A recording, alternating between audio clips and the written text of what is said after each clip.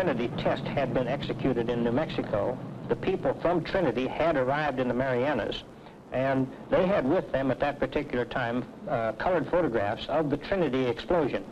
So we got the gang together, and we showed them. We didn't use the word atomic bomb. We did not use that, but we said, okay, now this is the bomb. This is what will happen when we make our flight tomorrow and release it. This is what we're going to see. So with this preliminary indoctrination, we got into the airplane and took off.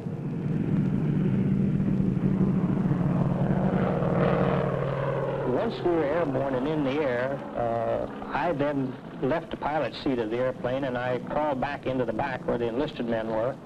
I got them all together back there and we poured some coffee out of the thermos jug, and I told them actually what we were doing and what we were carrying at that time. And the weather being clear at our primary, which was Hiroshima, there was no decision left. I mean, we were on the way to the primary.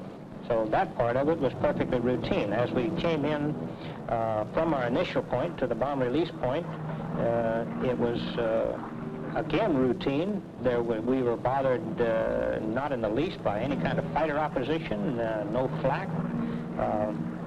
We didn't see anything to cause us any concern, so that we were able to concentrate strictly on the bombing problem. The bomb was released.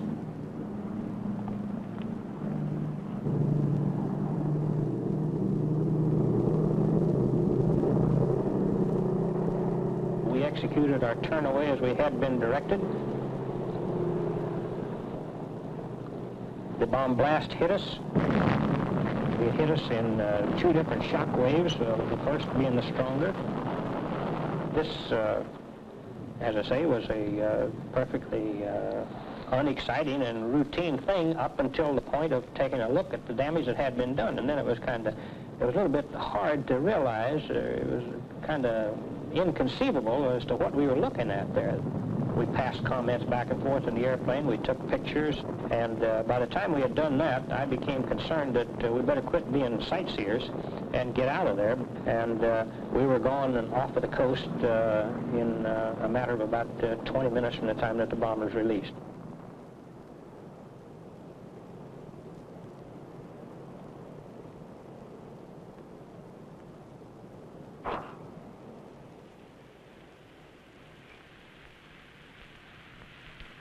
We have spent more than $2 billion on the greatest scientific gamble in history, and we have won.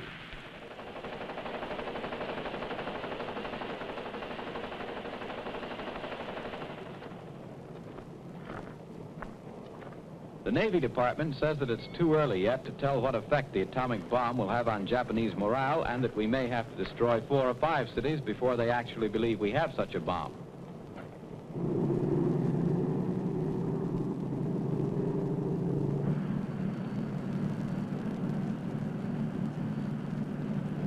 Having found the atomic bomb, we have used it. We shall continue to use it until we completely destroy Japan's power to make war. Only a Japanese surrender will stop us. It is an awful responsibility which has come to us. We thank God that it has come to us instead of to our enemies, and we pray that He may guide us to use it in His ways and for His purposes.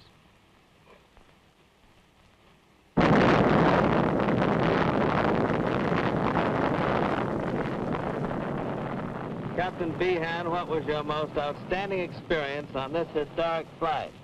I suppose it was when the clouds opened up over the target at Nagasaki.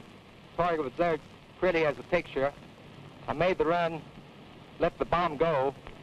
That was my greatest thrill.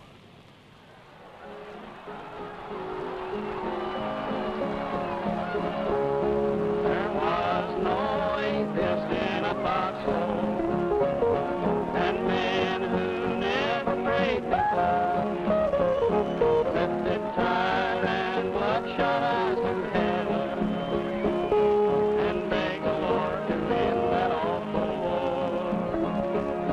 They told him of their homes and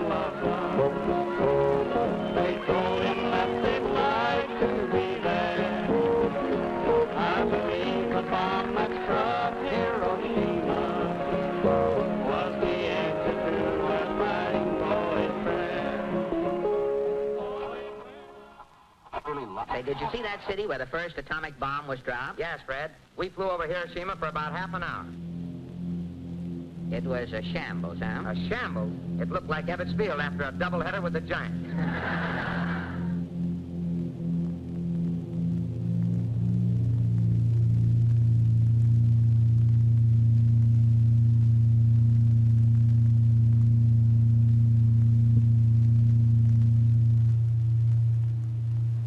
The group had been told to select some targets in Japan that had not been bombed. In other words, they wanted virgin targets. And the reason behind it, even though not given to the group at that time, the reason behind it was that they wanted to be able to make bomb blast studies or bomb damage studies on virgin targets once the bombs were used.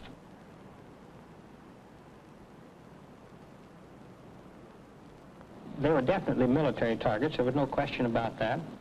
And they offered such a, well, you could almost say a classroom experiment as far as being able to determine later the bomb damage.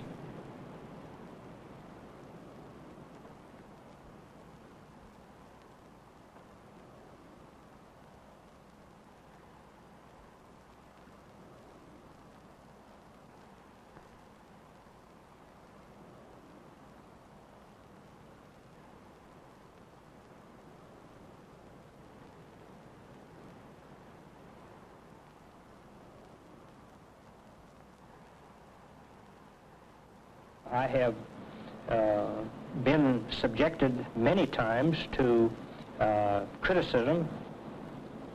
I have been accused of being insane, being a drunkard, being everything that you can imagine a derelict to be as a result of a guilty conscience for doing this. And as I say, no one's ever come to my defense in that regard. I look at it this way, that my part in this thing may well have been something that later or now that the U.S. government might be looking at somewhat with a guilt complex. And the feeling could be that the less said about it by the United States government, the better.